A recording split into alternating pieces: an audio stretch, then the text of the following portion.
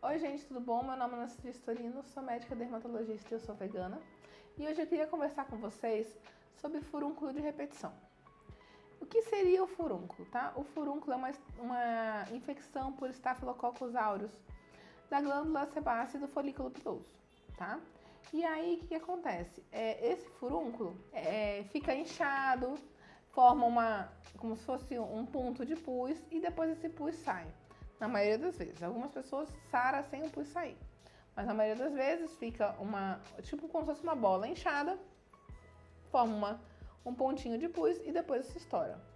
Se eu tive um único furúnculo, acontece, às vezes eu machuquei a minha pele, enfim, me cocei, abaixou um pouco a resistência. Apareceu esse furúnculo, melhorou, foi embora, ótimo. Agora, em alguns casos, as pessoas têm furúnculos de repetição. O furúnculo fica aparecendo. Melhorou aqui, aparece um aqui, melhorou aqui, aparece outro aqui, melhorou aqui, sabe? E vai andando esse furúnculo. Nesses casos, quando aparece vários furúnculos um em seguida do outro, tá? Se teve mais de 4 furúnculos, ou ao mesmo tempo, ou um em seguida do outro, a gente já pensa em furunculose de repetição.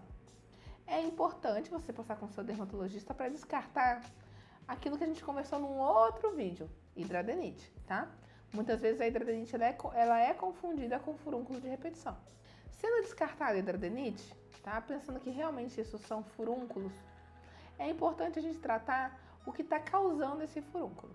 A gente sabe que alguns remédios podem abaixar a resistência e podem fazer aparecer furúnculos.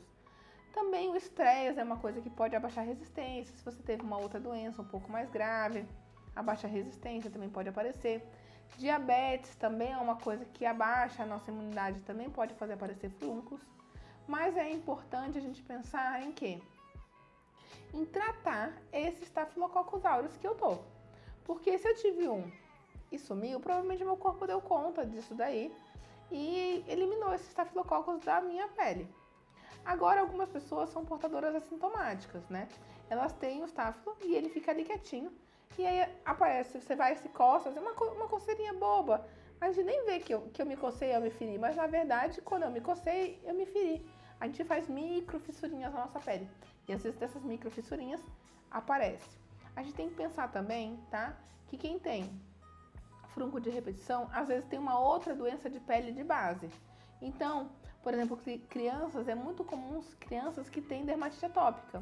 Elas têm a pele mais seca, têm uma barreira de proteção já defeituosa dessa pele, se coçam e aí às vezes tem um pouco de estafilococcus nas unhas, fica parecendo furúnculo toda hora. Então a gente tem que pensar nisso. Às vezes essa pessoa pode estar com escabiose, que popularmente é conhecida como sarna.